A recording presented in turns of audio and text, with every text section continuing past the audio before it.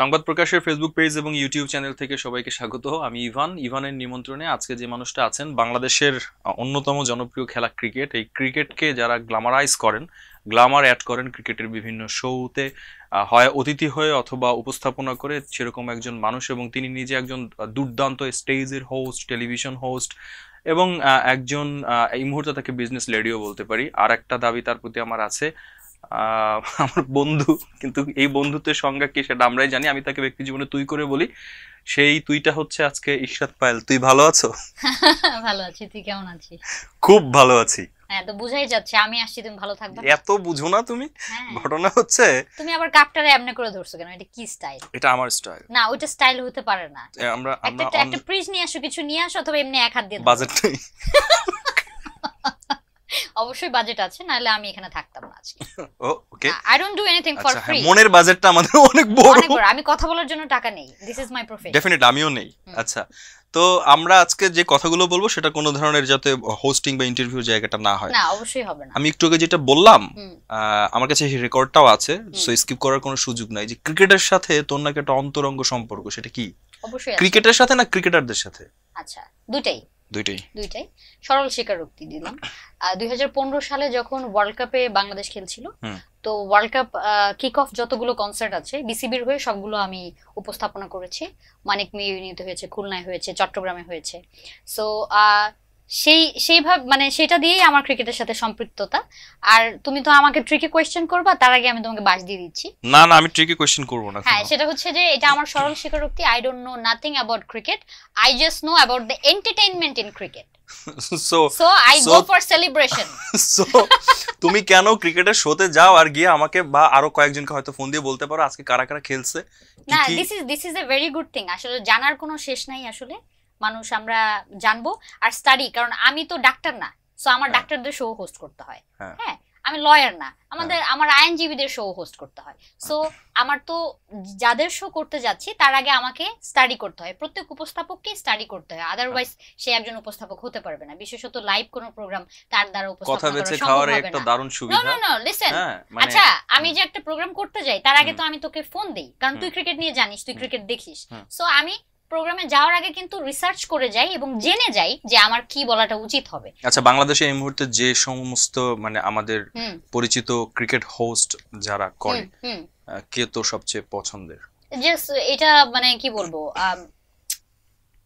মানে কাটটা মোরালেস ভালো লাগে তোর মনে হয় না? ফিক্স ভাবে কেউ নাই। মাহাদি আছে, মাহাদিরটা ভালো লাগে। মাহফুজ নামের একটা ছেলে আছে, ফিমেল, সে ভালো করছে। ফিমেল হোস্টিং, ফিমেল শ্রাবণ্য ভালোই করে। আরেকজন আছে Promi is a very good friend of mine, এবং সে খুব ভালো হোস্টিং করে। এবং আরেকজন আছে জেসি আপু, ও তো ক্রিকেটারই ছিল। জেসি আপু ক্রিকেটার ছিল। হ্যাঁ, জেসি আপু তো ক্রিকেটার, এখনো খেলেন। তো জেসি আপুর হোস্টিংটা ভালো লাগে, কারণ সে জানে এই বিষয়টা নিয়ে, সে অভিজ্ঞ। অলরাইট, আমরা অনেক কথা বলে ফেলেছি। আর যে ক্রিকেটারদের সাথে সম্পর্কের ব্যাপারটা, ওইটা তো আসলো না। 2015-তে একবার শোনা গিয়েছিল যে তোমার সাথে কোনো একজন ক্রিকেটারের প্রেম। আজকে এতদিন পরে সে স্বীকার করে, কি সত্যি ছিল নাকি মিথ্যা ছিল? প্রেম, ক্রিকেটারের নাম বলার দরকার নেই, তুমি না নাম বলতেই পারি। সেটা হচ্ছে যে যখন আমি ওয়ার্ল্ড কাপের কনসার্টটা হোস্টিং করতে গেলাম মানিক মেবিনেতে, সংসদের সামনে থেকে, এটা একটা লাইভ অনুষ্ঠান হচ্ছিল, এবং এই অনুষ্ঠানে বাংলাদেশের সব বড় বড় ব্যান্ডরা পারফর্ম করছিল, এবং সকল শ্রেণীর রাজনীতিবিদ অথবা সংসদ সদস্য, বিজনেসম্যান সবাই এসেছিল তার ক্রিকেটারদেরকে সম্বর্ধনা দেওয়ার জন্য।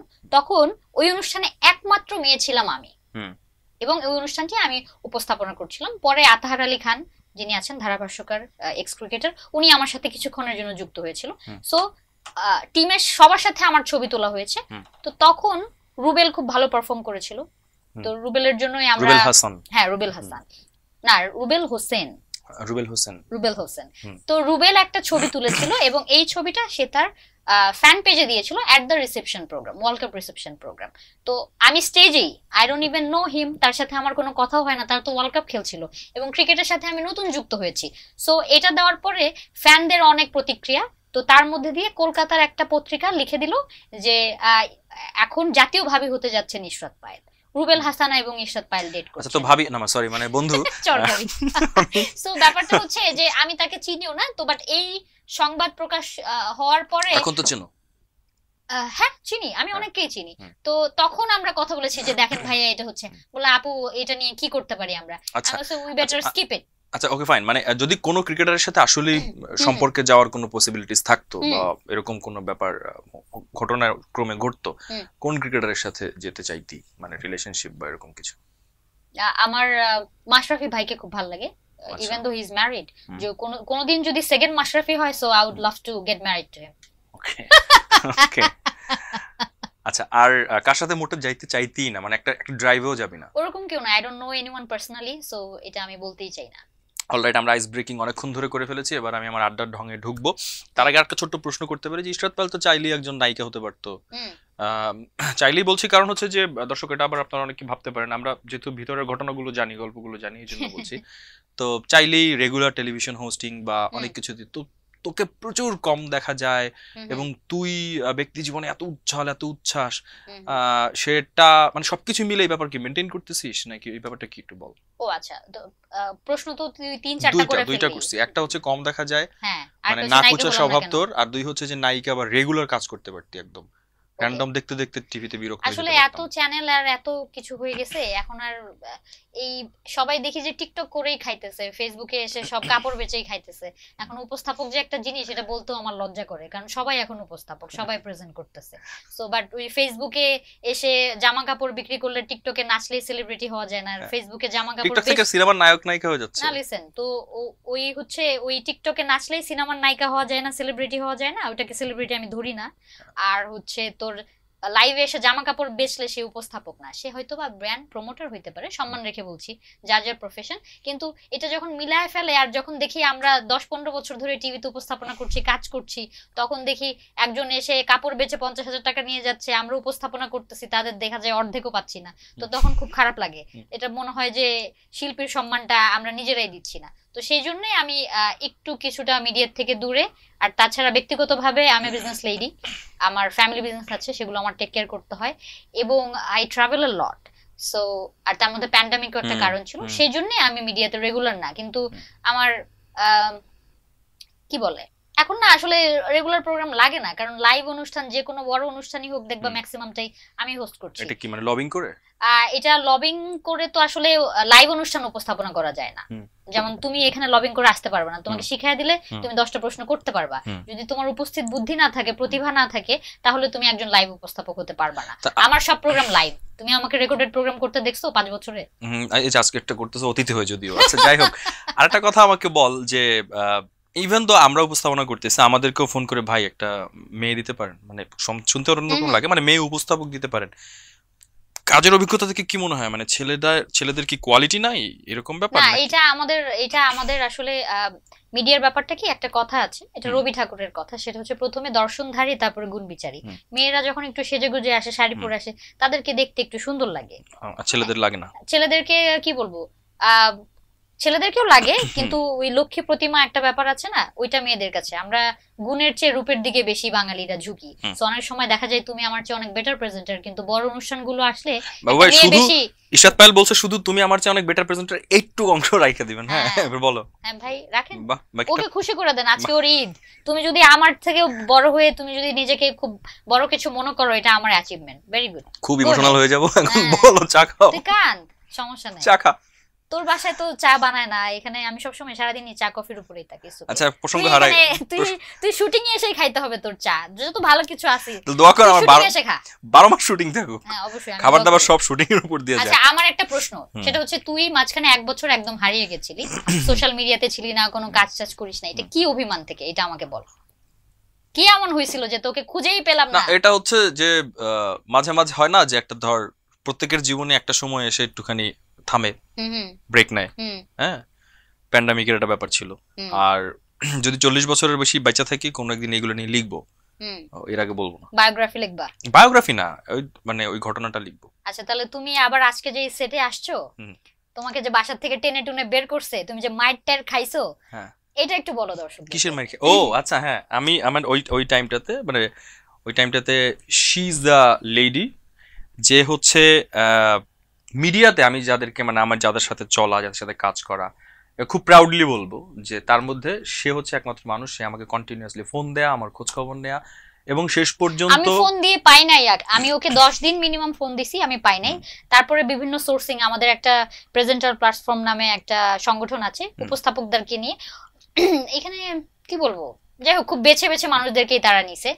তো আমি ওখানে সবার সাথে কথা বলছি, আমি আব্দুল নূর তুষার ভাইয়ের সাথে কথা বলছি, তারপরে হচ্ছে আঞ্জাম ভাইয়ের সাথে কথা বলছি, দেবাশিস দার সাথে কথা বলছি, আরো যাকে যাকে পাইছি আমি সবার সাথে কথা বলছি। ইভান কোথায়, কারণ ও আমার খুব ভালো একজন বন্ধু, আমরা একসাথে অনেক আড্ডা দিই। এইভাবে যদি একটা ছেলে হারায় যায় তাহলে তো এটা খুব কষ্টের একটা বিষয়, আমি একটা বন্ধু হারাবো। আর তার মধ্যে সুশান্ত সিং রাজপুত ডিপ্রেশন থেকে আত্মহত্যা করছে, সো আমি চিন্তা করলাম ও কি ওই প্যাটার্নেই চলে গেল কিনা। So I was very worried for you. Then আমি ওকে একদিন পাইছি ফোনে ফাইনালি, তারপরে যত গালাগালি আছে, আমার তো ফেমাস কিছু গালি আছে যেটা ওর জন্য অ্যাপ্লিকেবল শুধুমাত্র। দুই একটা বল, আমরা বিপ দিয়ে দিব। হ্যাঁ বল, দুই একটা বিপ দিয়ে দিব। আমি ওরে তো এগুলো বলে আমি ওকে নিয়ে বের হইছি, বের হয়ে ওকে খাওয়াইটা সুন্দর করে আবার মাথায় তেল দিয়ে বাসা পাঠাই দিছি। না ডিপ্রেশনের ব্যাপারটা এরকম না, বাট ও যে কথাটা বললো যে সেই গল্প আমরা অনেক সময় নিশ্চয়ই বলবো, বাট হ্যাঁ প্রোগ্রামটা আজকে আমাকে নিয়ে আমার সাথে কথা বলবো। হ্যাঁ মানে আমার ব্যাপারে জান। ওকে, আমি এবার প্রোগ্রামে আসি, এতক্ষণ কিন্তু প্রোগ্রাম করিনি, এবার ফরম্যাটে আসি। হ্যাঁ বল। আচ্ছা, আমি শুরুতে একটু জানতে চাই যে ধর তুই ছোটবেলায়, তোর তো ছোটবেলা ছিল নাকি শুরু থেকে পাকনা এরকম?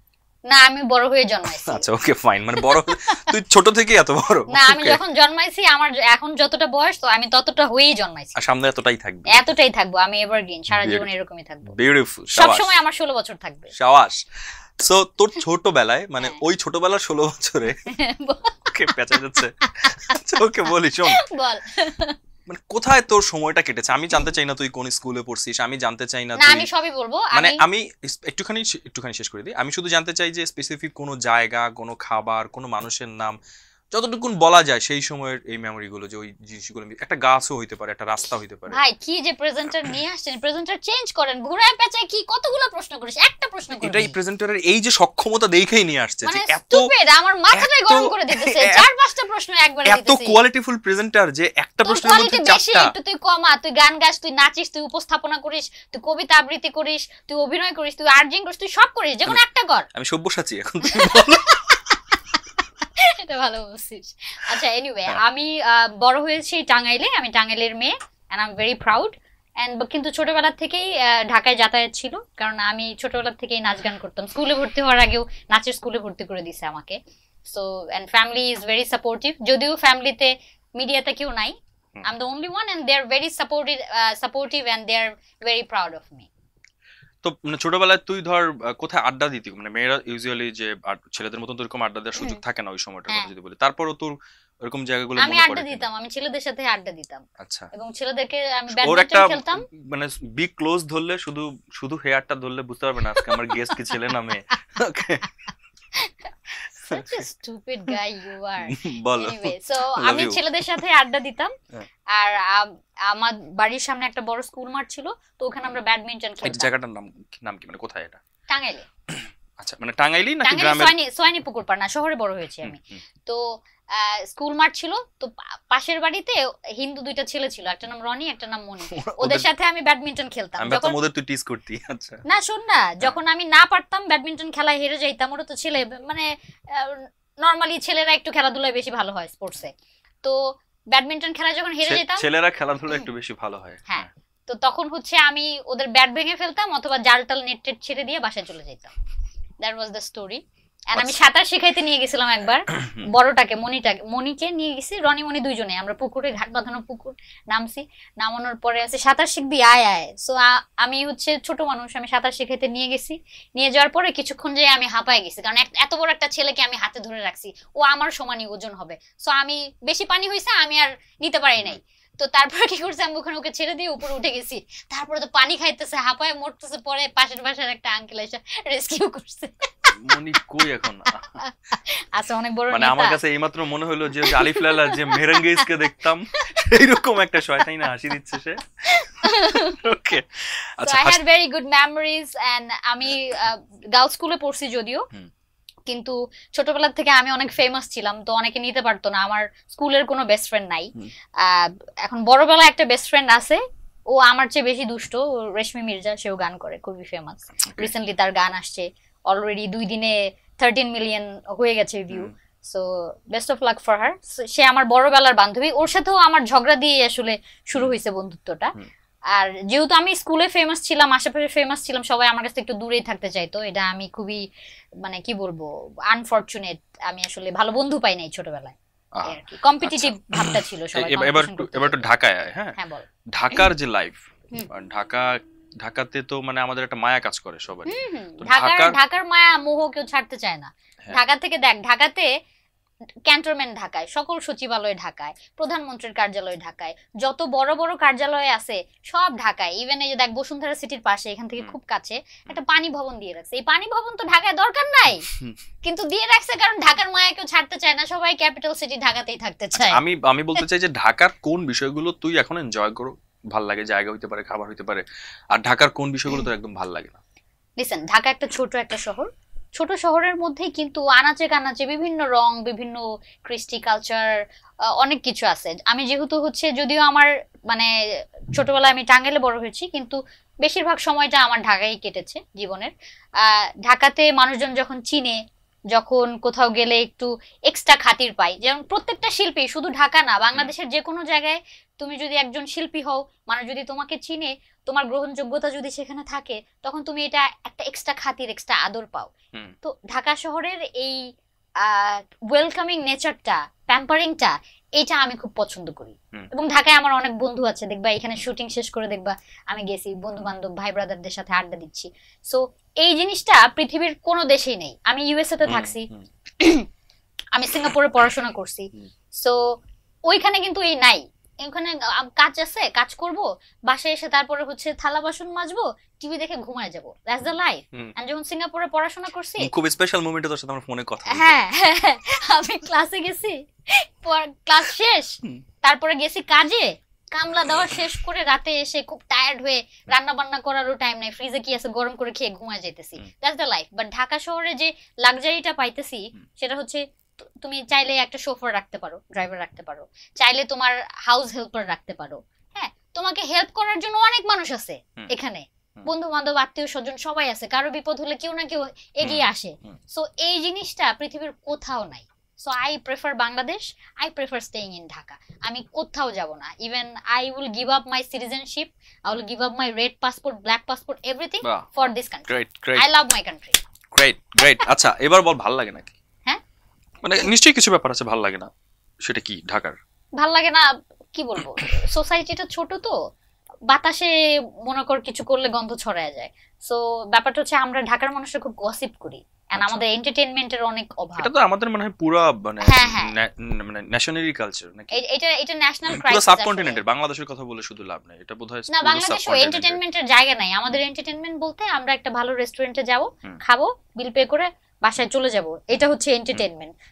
ঢাকা শহরে এনাফ এন্টারটেইনমেন্ট নাই। যেমন হচ্ছে এখনকার জেনারেশন যারা আছে, আমরা দেশের বাইরে কেন যাই? একটা সুন্দর টুরিস্ট সাইটের জন্য, একটা টুরিস্ট অ্যাট্রাকশন আছে, ক্লাবিং আছে। ক্লাব ইজ নট অ্যাবাউট তোমার অ্যালকোহল সার্ভ করতে হবে অথবা অন্য কিছু করতে হবে, বাট এই জিনিসগুলো যদি সহজলভ্য হইতো, এন্টারটেইনমেন্ট, আমরা যদি অ্যালকোহল খাও? No, I don't smoke, I don't drink. আমার লাইফস্টাইল, আমার গেটআপ, চলাফেরা দেখে অনেকে মনে করতে পারে যে হয়তোবা প্রচন্ড পরিমাণে হয়তোবা মদ খাবে, সিগারেট খাবে, অথবা নেশা ভাঙ করে। No, I am very sober. Even আমার পাশে কেউ সিগারেট খেলে ওই সিগারেটের গন্ধটা আমি এই প্রসঙ্গে একটু বলি যে তুই তো জিজ্ঞেস করার কথা না, তুই তো ভালো জানার কথা। না, আমি মানুষের এই ইমপ্রেশনটা তুই তোর মুখ দিয়ে যে বললি না, এই ইমপ্রেশনটা তোর কাছ থেকে ক্লারিফাই করলাম আর কি। হ্যাঁ, তো তুই এখন দর্শকদের বল। হ্যাঁ, আমি সবসময় তোর সাথে থাকি না, ভিতরের অন্য গল্প জানি না, যতক্ষণ দেখি ততক্ষণ যা বলছিস চড় খাবি তুই আমার কাছে? না, আমি চা খাচ্ছি এখন, চরের থেকে চা। তুই বিড়ি সিগারেট খাস? না। খাস না তো? মদ খাস? না। খায় না। আমার বান্ধবী রেশমি খায়? না, খায় না। বাকি আমি যাদের সাথে চলি তারা খায়? আমাদের সার্কেল ওরকম খায়। আমাদের সার্কেলে কেউ খায় না। আমাদের গ্রুপের পুরো নামটা বলার দরকার নেই, এমনি কিছু না। ওকে, বিসি কমিটি। আচ্ছা, আমাকে একটা কথা বল, তুই কয়েকদিন আগে একটা স্ট্যাটাস দিলি যে আমার চুল কাটা দেখে, ছেলেদের মতন চুল কাটা দেখে অনেকেই ইন্সপায়ার হয়ে এভাবে চুল কাটছে। এবার আমি চাপদাড়ি রেখে দেবো, তোমরা কেউ চাপদাড়ি কি তোমরা চাইলে চাপদাড়ি রাখতে পারো, এটা কেন? না, কারণ তুই কি খেয়াল করছিস, অনেকে কিন্তু এই হেয়ার স্টাইলটা এখন দিচ্ছে, এটা খুব ট্রেন্ডিং। সো এটা যেহেতু ট্রেন্ডিং হয়ে যাচ্ছে, অনেকে তুমি আমাকে দেখে ইন্সপায়ার হইছো এটা বলতে যদি তুমি লজ্জা পাও তাহলে তো ব্যাপারটা হিপোক্রেসির লেভেলে চলে গেল। So if you are inspired to see me, if you want to follow me, you are most welcome.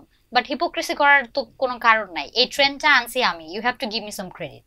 ওকে, কবিতা লিখছি আমি কবি, তো তুমি আমার লাইনটা চুরি করে ফেসবুকে পোস্ট করার আগে করো, ইটস ওকে, বাট নিচে কবির নামটা লিখে দাও। একটা কাজ করা যায় না, আমাদের মেকআপ আজকে টিউবওয়ে আছে, টিউবওয়ে বাকি সময়টা তোর একটা চাপদারি দিয়ে দেখ, আমরা এটা চাপ we can try that, we can try that. আর তুই তো এমনি লিপস্টিক পরে আসিস, তো দরকার আমার লিপস্টিক আমি ধর একটা কানে দুলো দেই, বাট তুই চাপদারিটা নে, আমরা এটা কাটি। ওকে, নো প্রবলেম। ওকে, কাট। টিউবওয়ে কই একটা চল লাগাবো, বাস চা খাচ্ছি, চর কেন? ওকে, অলরাইট, একটা চাপদারি দিয়ে 2 মিনিট কথা বললে ভালো লাগতো। কিন্তু তুই ফিল্টার দিয়ে বসাই নিস, তোদের অনেক বাজেট আছে, তারপরে তোদের গ্রাফিক্স মানে টিমটা অনেক এক্সপার্ট। আমি একটু আগে মিটিং করছিলাম তোদের সাথে, সো আই নো। সো আপনারা চাইলে চাপদারি কেন, ক্রাউন টাউন, ড্রাগনের পাখা টাকা সব বসাই দিতে। আমরা অনুমতি নিয়ে রাখলাম অন রেকর্ড, ইশরাত পাইলে যে আমরা ইশরাত পাইলে মাথায় দুটো সিংহ বসাই দিতে পারবো, কোনো অসুবিধা নেই। অলরাইট, আমার আড্ডার মোরালেস অনেকগুলো জিনিসই কভার হয়ে গেছে প্রথম দিকে। এবার আমি আসলে একটা কি বল, এটা নাম দিতে পারলাম না এখন, তো জাদুর বাক্স বলবো না কি বলবো, জাদু কা পিটারা। আচ্ছা, এটার মধ্যে অলরেডি দর্শক যারা আছেন তারা জানেন যে ইভানের নিমন্ত্রণে এরকম একটি অংশ থাকে, আমরা বেশ কিছু কাগজ এখানে রাখি। এগুলোর মধ্যে কিছু শব্দ লেখা আছে, যে অতিথি আসেন তিনি এখানে 10টা কাগজ আছে, তার মধ্যে থেকে 5টা বা 6টা তোলেন। হ্যাঁ, 5টা তোলার পরে তার মনে হলো একটা তুললে কি হবে? লটারিতে আমি কি 1 কোটি টাকা জিতবো? লটারিতে তুমি ইশরাত পাইলের সাথে বসে আড্ডা দিতে পারবে। ওকে, আই রিয়েলি ডোন্ট ওয়ান্ট। কেন কেন কেন আড্ডা দিতে আসলে ইশরাত পাইল মনে করে যে পাশে সামনের জন ডিসঅ্যাপিয়ার হয়ে যায়, মনে করে তার কোনো অস্তিত্বই থাকে না, cuz I talk so much, ওর কথা কিছু শোনাই হয় না, আমার কথাই শুনতে হবে। এটা ভালো, এটা খারাপ না, মানুষের পাশের মানুষের কষ্ট কম হচ্ছে। হ্যাঁ, তো মানে এটা হচ্ছে যে তুই আজকে অনেক কথা বলে যে কয় টাকা নিবি, আমি খুব কম কথা বলে 1 টাকা নিব, তো এটা একটা মজার ব্যাপার। আচ্ছা, ঘটনা হচ্ছে আচ্ছা, ওর আর আমার পেমেন্ট কি সেম? না না না, আমার পেমেন্ট নিয়ে আমরা কথা বলবো না। আমার অনারিয়াম বেশি, তো তাহলে আমি আসি। যদি তোর আর আমার পেমেন্ট সেম হয়, আমি ওয়াকিং অ্যাওয়ে, মানে আমি ঠিক আছে, তুই যেতে পারিস, মোস্ট ওয়েলকাম, আল্লাহ হাফেজ, থ্যাংক ইউ। তুই যা, শোয়ের মাঝখান দিয়ে চলে গেল, তুই যা, শোটা আমি হোস্ট করি। আমি তো অপমানিত হই নাই, আমার কাছে এগুলো পুরোটাই, হ্যাঁ, আমার ক্যামেরার সামনে কোনো লজ্জা নেই। আচ্ছা, হ্যাঁ, কি করবি বল? ওকে, সো এখান থেকে একটা করে শব্দ কাগজ তুলবি, যে শব্দটা আছে সেই শব্দকে তোর নিজের অভিজ্ঞতা, নিজের জীবনের সাথে মিলায়, মানে কোনো সুশীল উত্তর আমি চাই না, মানে ইন জেনারেল সংজ্ঞা চাই না, তোর সেটা নিয়ে কোনো ঘটনা থাকতে পারে। ঘটনা জানতে চাস?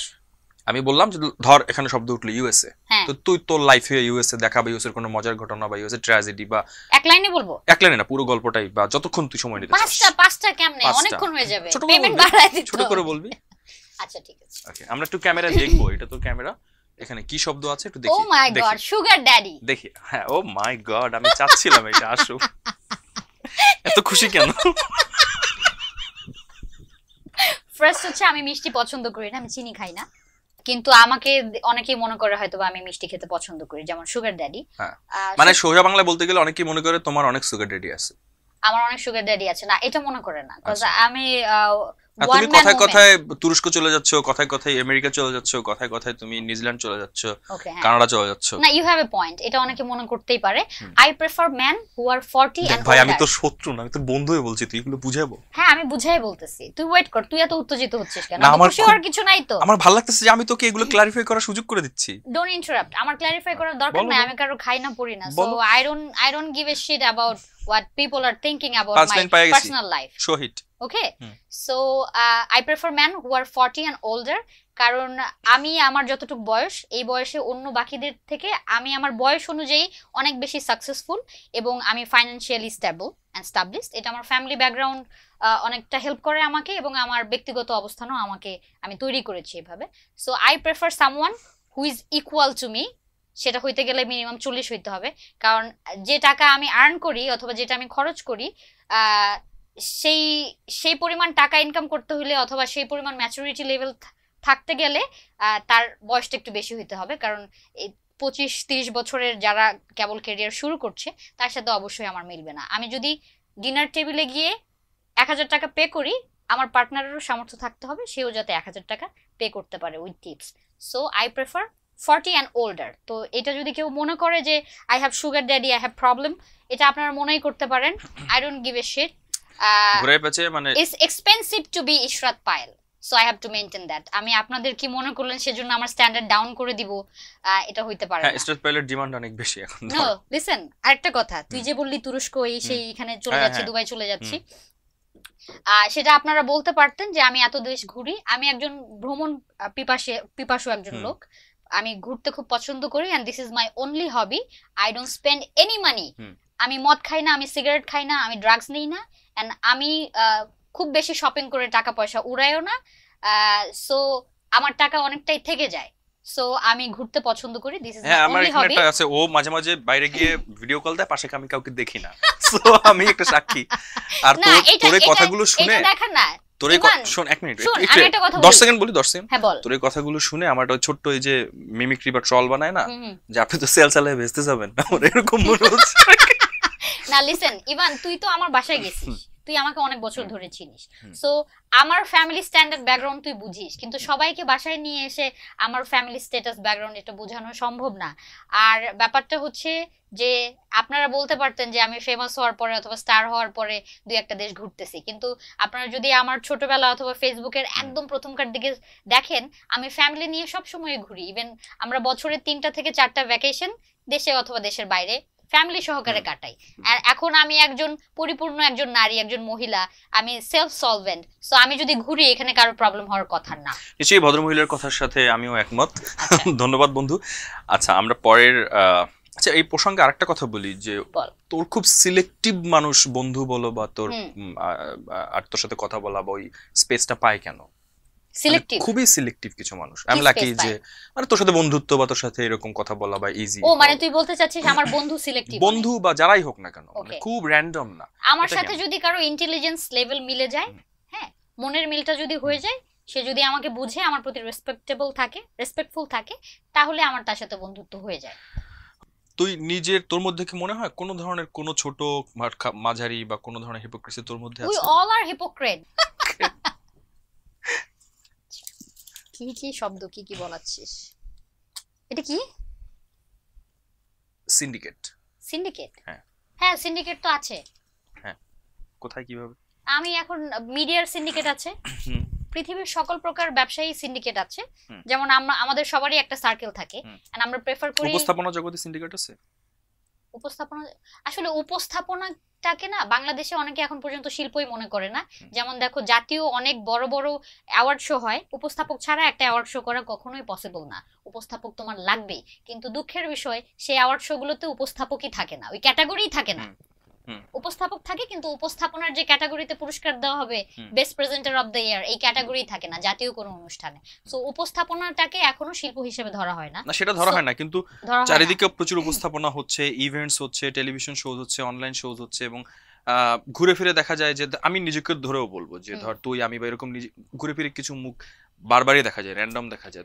তোর এই প্রশ্নটা খুবই মানে অবাঞ্ছিত একটা প্রশ্ন, কারণ হচ্ছে তোমার সাথে আমার খুব ভালো সম্পর্ক, তোমার সাথে আমি গেস্ট হয়ে আসছি, তোমার সাথে অন্য কারো ভালো সম্পর্ক হলে সেও গেস্ট হয়ে আসতো। তো ব্যাপার হচ্ছে সবকিছু এখন লবিং এই চলে, সরকারি চাকরিও লবিং এ হয়, বেসরকারিও হয়, সো সিন্ডিকেট সব জায়গায় আছে। খুবই গুরুত্বপূর্ণ একটা প্রশ্নের উত্তর দেওয়ার জন্য তোকে ধন্যবাদ। 3টা না? হ্যাঁ ভাই কি বলাচ্ছিস তুই আমারে দিয়ে? গালি?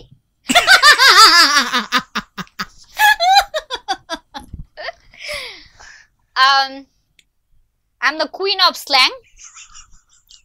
আমি কারোরটা খাই না, I want যে ওর আইডেন্টিটি দেয়া হবে কুইন অফ স্ল্যাং, এই নামে ওকে। সো গালি হচ্ছে উঠতে বসতে, কারণ যখন আমি স্টুডিওতে আসছিলাম, এটা অনেক পুরাতন একটা বিল্ডিং যেখানে আমরা শুট করছি, অফিসটা খানদানি একটা অফিস, বুঝতেই পারছেন পুরাতন বিল্ডিং এই হবে। সো এখানে কোনো লিফট নাই, সো নিচে এসে যখন আমি দেখলাম 6 তলায় আমাকে যেতে হবে, কতগুলো গালি খাইছিস বল? না আমি সেটা মানে নেয়ার জন্য প্রস্তুত ছিলাম, এজন্য আয়োজন করে লাউড স্পিকারে দিয়ে তোকে অ্যালাউ করছিলাম, বাট সামহাউ তুই আর সেইগুলো। ক্যামেরার সামনে আমি যথেষ্ট পরিমাণে ভদ্র। তুমি যে ইশরাত পায়েলকে এখন দেখছো, এটা সব উপস্থাপক দেখবে না, কারণ ইভান আমাকে বুঝে, and he is very much respectful towards me. So ওর সামনে যদি আমি কিছু বলেও যাই, he is not going to জাজ me. So that's why I am here, and আমি এগুলো বলতেছি। ওকে দোস্ত, এখন তুমি আরেকটা কথা আমার একটু বল যে তোর লাইফে গালি আসলে কতটা অংশ জুড়ে আছে? আমার লাইফের 99.9% হচ্ছে গালি। কারণ আমি উচিত কথা বলি, আমার ন্যাকামি সবকিছু এগুলো হজম হয় না। আচ্ছা লাস্ট ওয়ান।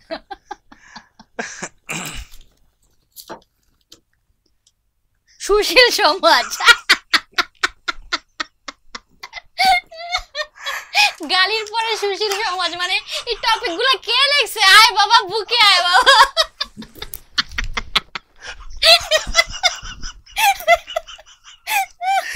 সুশীল সমাজ সব তোরা দেখে নেবে। আসসালামু আলাইকুম, ভালো আছেন? ওয়ালাইকুম আসসালাম। খুব ভালো লাগছে আপনার সাথে, আমি প্রীত হলাম। এই প্রসঙ্গে দুটি কথা বলা। কোনো কথা নাই, মানায় না, বলিস না।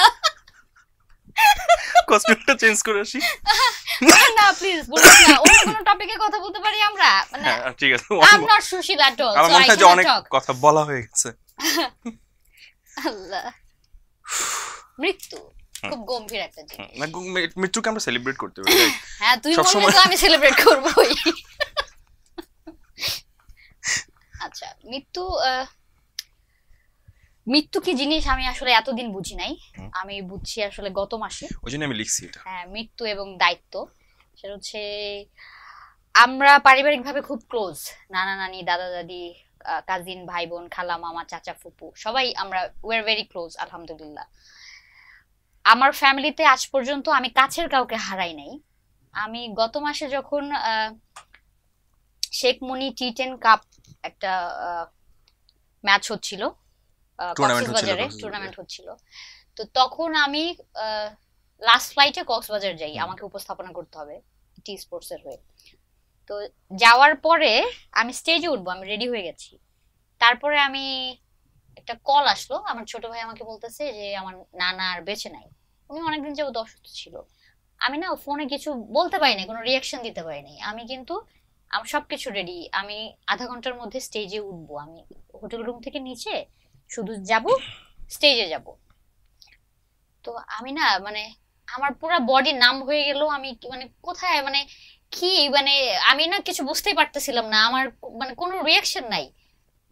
তা আমি আয়নার দিকে তাকায়া কেঁদে দিলাম যে আমি এখানে সাজ পোশাক পরে রেডি হয়ে বসে আছি, আমার যে নানা, আমার বন্ধুর মতো, আমি যাকে অনেক ভালোবাসি, আমাকে এই যে এত ধরনের খাবার দাবার খাই, এত রং ঢঙের জামা কাপড় পরি, আমার জীবনে প্রথম চাইনিজ রেস্টুরেন্টে নিয়ে গেছে আমার নানা। তিনি একজন সরকারি চাকরিজীবী ছিলেন। জীবনের প্রথম জিন্স প্যান্ট কিনে দেওয়া তার। আর আমি ছোটবেলায় অনেক অসুস্থ থাকতাম, আমার 3বার নিউমোনিয়া হয়েছে, তারপর আমি বেঁচে আছি আলহামদুলিল্লাহ। এন্ড অনেক বড় অবদান আছে আমার নানার, কারণ আমার নানা স্যালারিটা পেতো আর আমি অসুস্থ হয়ে যাইতাম, এটা আমি শুনছি। আমার ছোটবেলায় যে গাড়ি, এখন তো বড় গাড়িতে চড়ি, যে ছোটবেলায় রিক্সা থাকে না 3 চাকার, এটা আমার নানার কিনে দেওয়া। সো আমার সবকিছু প্রথম আমার নানাকে দিয়ে শুরু।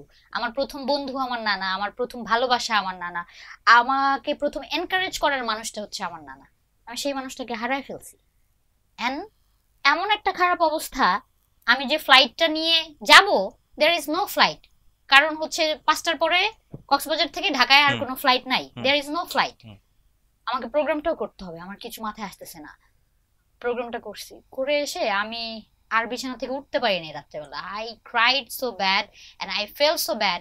প্রিয়জনকে হারিয়ে ফেলার যে বেদনাটা, এটা আসলে যে যার হারায় আসলে সেই বুঝে, অন্য কেউ না ভাষা এক্সপ্রেস করতে পারবে না। ধর কারো কেউ মারা গেল, আমরা বলি যে আর টেনশন করে না, সব ঠিক হয়ে যাবে, আল্লাহ তাকে বেহেশত নসিব করুক, আমরা এইটুকু সান্ত্বনা দিয়ে আমরা ক্ষান্ত হয়ে যাই। কিন্তু কি যে হারাইছি, ওই যে হায়দার হোসেনের গানটার মতন, যার চলে যায় সেই বোঝে হায় বিচ্ছেদের কি যন্ত্রণা। হ্যাঁ, সো এই জিনিসটা না, মানে আমি এখন পর্যন্ত আমার খুব কষ্ট লাগে। আমি কিন্তু আসতে পারি নাই, পরের দিন আমি হেলিকপ্টার নিয়ে আসলেও মাটি টাটি হয়ে গেছে, আমি পাইতামও না। তো মানে শিল্পী জীবন এরকম, কর্মজীবন এরকমই, যখন তোমার কাঁধে দায়িত্ব, তোমার অনেক সময় তুমি কিছুই করার নাই। আমি চাইতেছি না যে তুই ওইদিকে হ্যাঁ হ্যাঁ, মানে আমি এটা চাচ্ছি না। আমার কাছে বাকি যে শব্দগুলো ছিল তার মধ্যে ছিল বিয়ে, কোনটা তোর দে ওকে। আচ্ছা বিয়ে 10টাই দিবি? সব দিব, দে। শর্ট তো অনেক লং হয়ে যাবে। ওকে বিয়ে সব দেবে ইশরাত পায়েল। কবে করছিস? আমি পার্টি আমি পার্টি করতে পছন্দ করি, কিন্তু আমার পার্টিতে শুধু মিউজিক থাকে, ডান্স থাকে, মদ সিগারেট কিছু থাকে না। প্রেম জীবনে অনেকবার প্রেম করেছি, মনে করেছিলাম যাকে ছাড়া বাঁচবো না, সেই আসলে প্রতারক। ব্রেকআপ। ব্রেকআপ রিসেন্টলি ব্রেকআপ হয়েছে, I am single, please date me. Okay, মানে এই সমস্ত কথাটা তো শুনে যেটা ইশরাত পাইলের সম্পর্কে একটা প্রবাদ যেতেও পারে নাও যেতে পারে, আমার কাছে মনে হয় যে মানুষ দিনের বেলা সূর্যের আলোয় যতখানি পড়ে তার চেয়ে রাতের গভীরতায় বেশি পড়ে। তো যাই হোক, চলো বন্ধু আমরা মোটামুটি অনেক রাতের গভীরতায় না, রাতের নির্জনতায় নিঃসঙ্গতায়, নির্জনতায় হ্যাঁ। এখন কি নির্জনতা উপস্থাপক ভাই। নির্জনতা ভেঙে ইশরাত পাইলের বন্ধু আর কত ভালো উপস্থাপক হবে। That's true. ওকে, আচ্ছা আমি তোকে সেই সুযোগ দিব, হ্যাঁ 10টা প্রশ্ন করার সুযোগ দিব আমি এখন তো। তোকে 10টা প্রশ্ন করার কিছু নাই, you are not that important যে 10টা প্রশ্ন করব, 2-3টা করলে না। এনাফ না? কাওয়ার চট থেকে আসছে তোমার ক্রোল্যান্ড।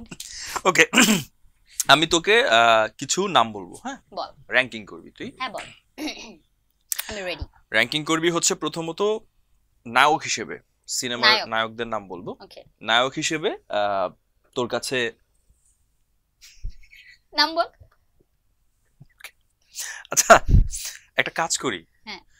তোর ক্যামেরা তুই থাক, হ্যাঁ। আমি নায়ক হিসেবে যখন নাম বলবো তুই তার নাম শোনার সাথে সাথে একটা করে এক্সপ্রেশন দিবি, না তারপর না, এটা খুব বোরিং হয়ে যায়, তুই নাম বল। না তারপর র‍্যাঙ্কিং র‍্যাঙ্কিং করবি, আমি এক্সপ্রেশনও র‍্যাঙ্কিং দেখব। কর না, আমি দেখ র‍্যাঙ্কিং এর 12টা বাজাইতেছি, কর। ওকে চল টেক সিনেমা, হ্যাঁ হ্যাঁ বল। শাকিব খান, হুম আরিফিন শুভ, হুম অনন্ত জলিল, হুম সিয়াম, হুম ইমন, হুম নীরব, বাপ্পি। অনেকগুলা হয়ে গেছে। হ্যাঁ।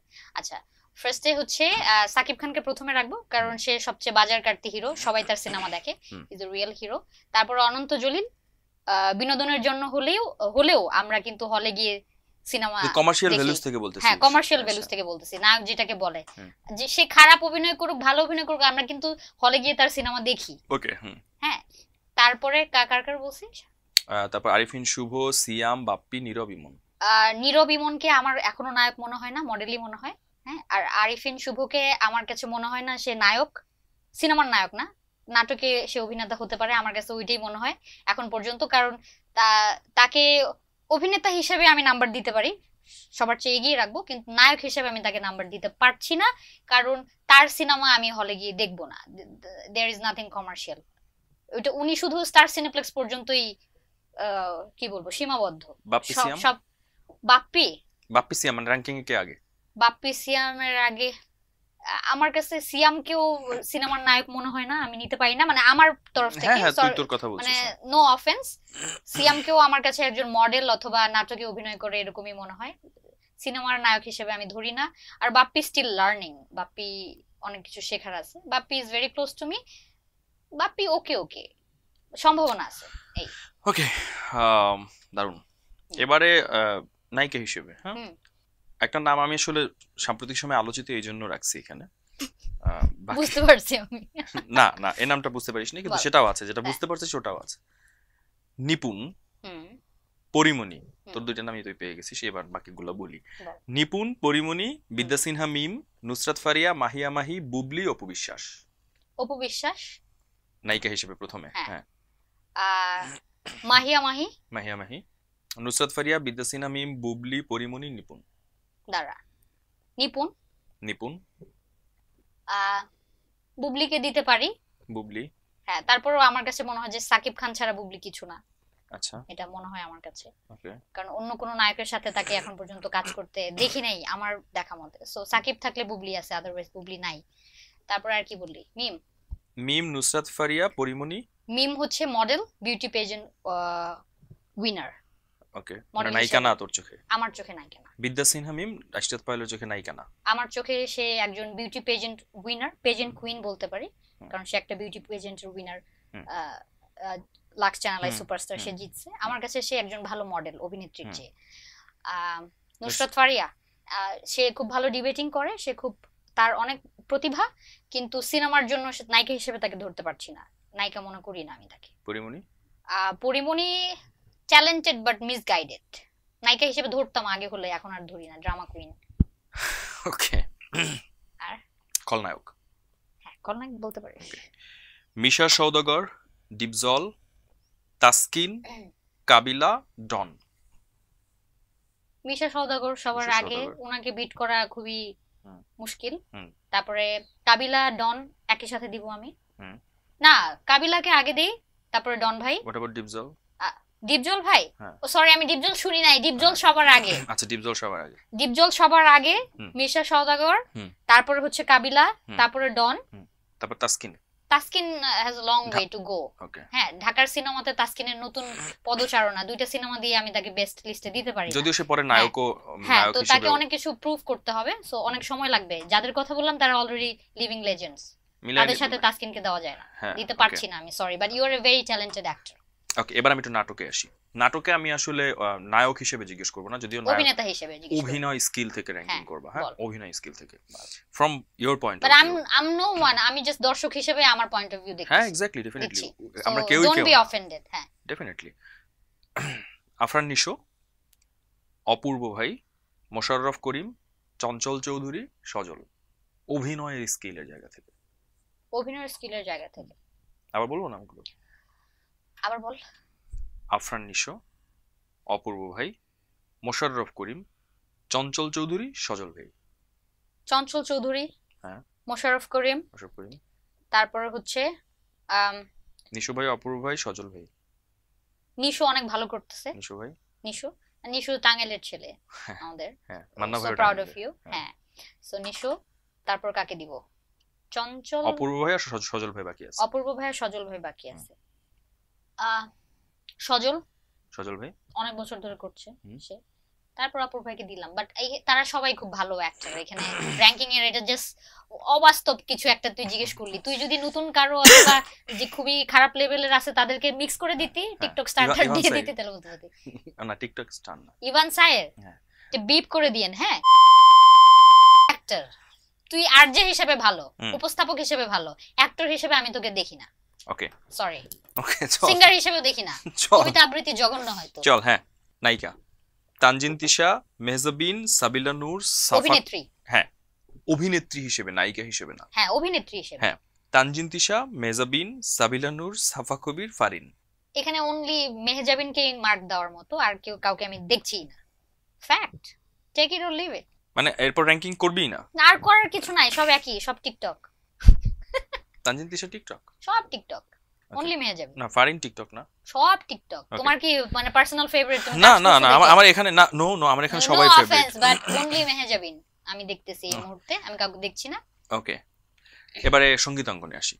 সঙ্গীতের জায়গা থেকে হচ্ছে তুই যাদের গান, এই যে নামগুলো বলবো, এখানে কোনো শিল্পী হিসেবে না, প্রিয় শিল্পী হিসেবে না, সবচেয়ে বেশি শুনছিস, তোর প্লেলিস্টে ছিল, সবচেয়ে বেশি শুনছি, হ্যাঁ, সেই হিসেবে আমার ভালো লাগছে বলেই তো আমি শুনছি, তাই না? এক্স্যাক্টলি।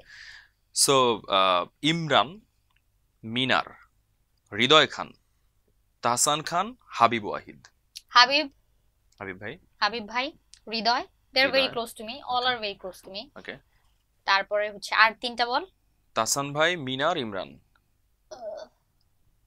তাহসান ভাই, ইমরান, মিনার সবার বাট শেষে। ইমরান কিন্তু আমার খুব ছোটবেলার বন্ধু। ইমরান আর আমার কি বলবো, পথ চলাটা খানিকটা একই সময়, আমরা একসাথেই অনেক শো করছি। না, ইমরান টাঙ্গাইলের না, বাট ইমরানের বাড়ি, আগের বাসা ছিল যাত্রাবাড়িতে, এটা আমি জানি। ইমরানের আগের বাসা ছিল যাত্রাবাড়িতে, এটা আমি জানি। এবং আমরা তখন ধানমন্ডিতে থাকতাম, এন্ড আমরা একসাথে অনেক শোজ করছি ইমরানের সাথে। বাট আমার কাছে মনে হয় যে ঠিক আছে, বাট মনে দাগ করার মতো এখন পর্যন্ত গান আমি ইমরানের কাছ থেকে পাই নাই।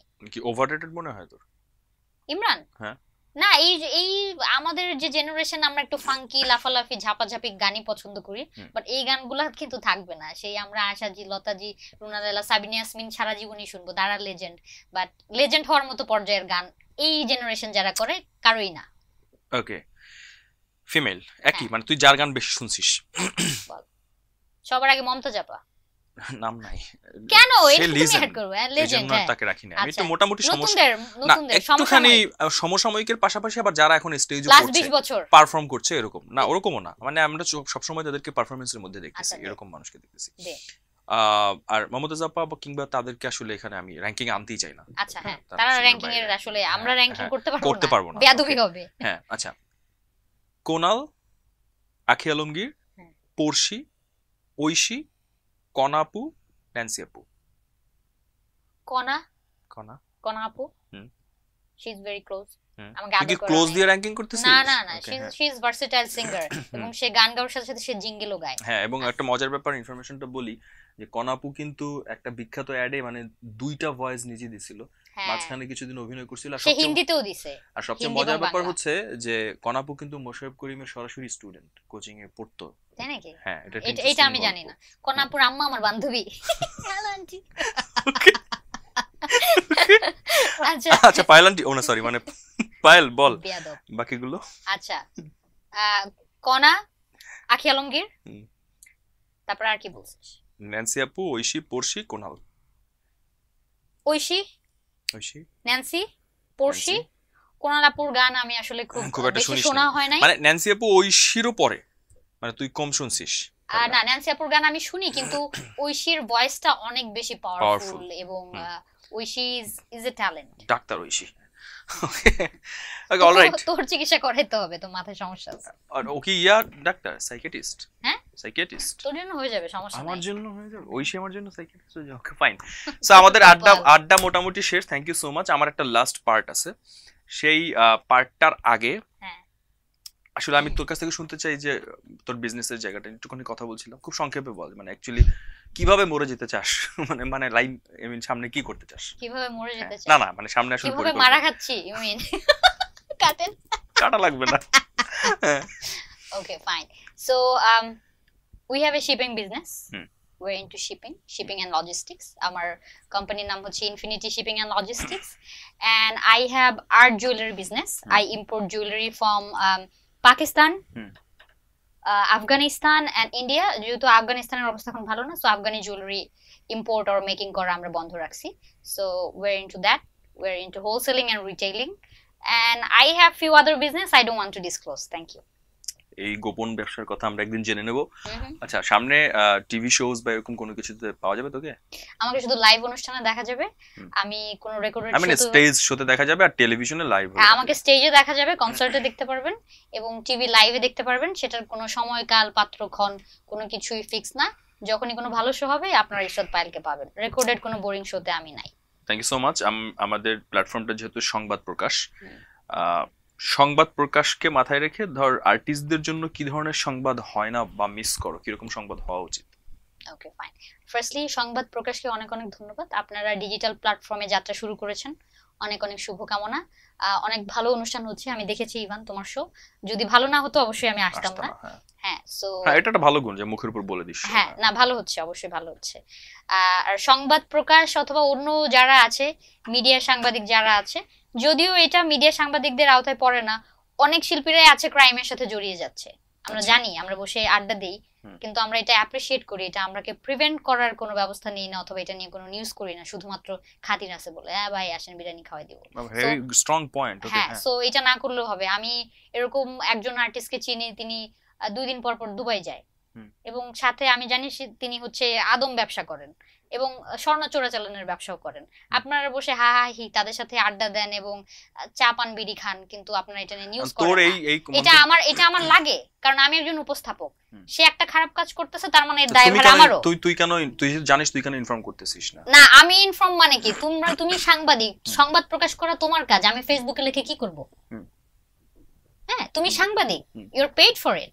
এটা তোমার ইনভেস্টিগেশনের জায়গা, এটা তোমার প্রফেশন। তাহলে সাংবাদিকরা কি একটু খাতিরের জায়গাটা বেশি লবিং করা বন্ধ করেন ভাই, খাতির করা বন্ধ করেন। চা পান বিড়ি খাইলে মানে পাইলেই খুশি হয়ে যায় না। So do something for artist, এটা আমি বলতে চাচ্ছি। এবং সত্য খবরটা প্রকাশ করেন, তুলে ধরেন। মানে জেনুইনলি একটা ক্রিমিনালকে আপনি প্রশ্রয় দিতে যায় আর বাকি সবাইকে ক্রিমিনাল বানায় দিচ্ছেন, এটা হওয়া উচিত না। মনে হয় যে তাড়াতাড়ি তোর গিফটটা দেই না, কথা থামবে না। Thank you so much. আল্লাহ, এত বাজেট আছে, আই ডিডন্ট নো। প্যাকেটটা খুলিস না প্লিজ। সো না, এখন না। ওকে, অলরাইট। তুই যদি পেমেন্ট দিছে আমাকে।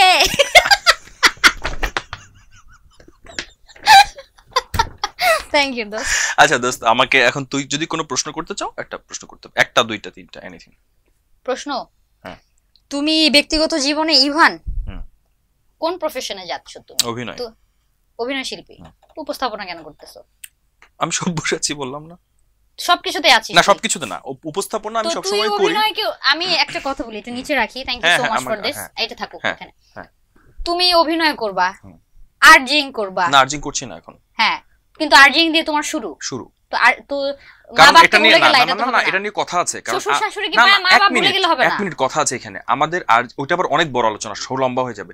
আর্জিং এর জায়গাটা এরকম ওরকম এখন আর নাই। আর্জিং করে যতদিন আমি সার্ভাইভ করতে পারছি, যতদিন পর্যন্ত ওখান থেকে, যেমন তুই কেন এখন যদি ন্যূনতম ওই সম্মানটুকু ওখানে থাকতো, এবং আমি একদম লাইভ বলতেছি যে আজকে তুই কিবরিয়া ভাই, নীরব ভাই, যে কাউকে জিজ্ঞেস করতে পারিস, যদি অতটুকু অনারত তোর আসতো তাহলে ডেফিনেটলি মাইক্রোফোন কেউ ছাড়তে চায় না। তুমি অনার পাবা না তো, কারণ এখন তুমি যদি অনলাইনে এসে জামা কাপড় না বেচো তাহলে তো তুমি কিছু হইতেই পারবা না। রেডিওতে যে তুই যে কষ্টের কথা বলতেছিস, রেডিওতে ওইভাবে আমরা বড় হইছি, তো রেডিওতে সেই জায়গাটা এখন নাই। এর বন্ধু, ওর ভাইগনা, ওর ছেলের বউ, ওর এইগুলো, এবং আর্জিং এ আমরা যেভাবে গ্রুমিং নিয়ে বড় হয়েছি, মাইক্রোফোনের সামনে এখন কেউ ওইভাবে কথাই বলে না। এখন গেলেই লাইভ করতে বলে, তার থেকে আমি ডিজিটাল প্ল্যাটফর্মে লাইভ করব। আমার কথাটা হচ্ছে ওইটা। সো আর্জিং এর ওই জায়গাটা আমি মনে হয় তোকে মোটামুটি অল্পতে বুঝাইতে পারছি।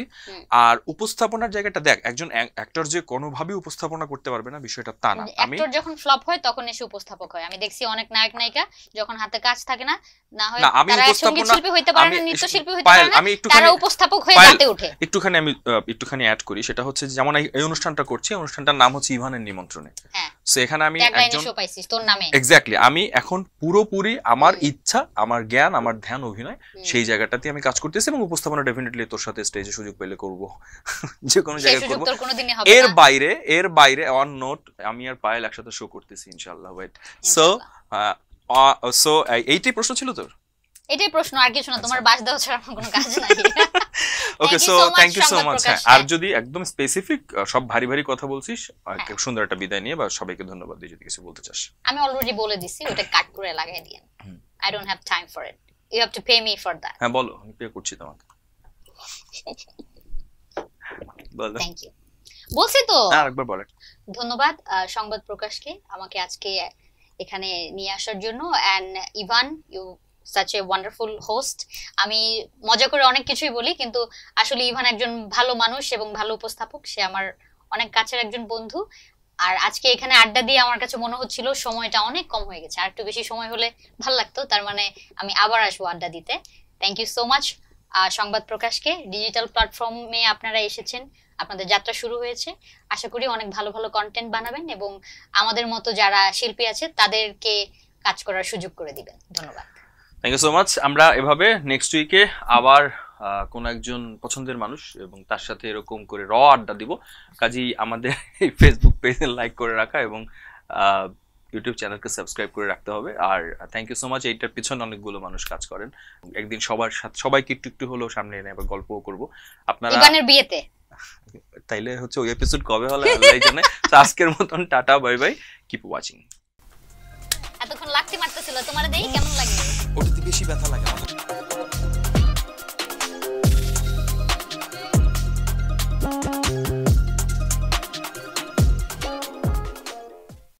সংবাদ, ফিচার ও অনুষ্ঠানের জন্য ভিজিট করুন সংবাদ প্রকাশের ওয়েবসাইট এবং যুক্ত থাকুন ফেসবুক পেজ ও ইউটিউব চ্যানেলের সঙ্গে।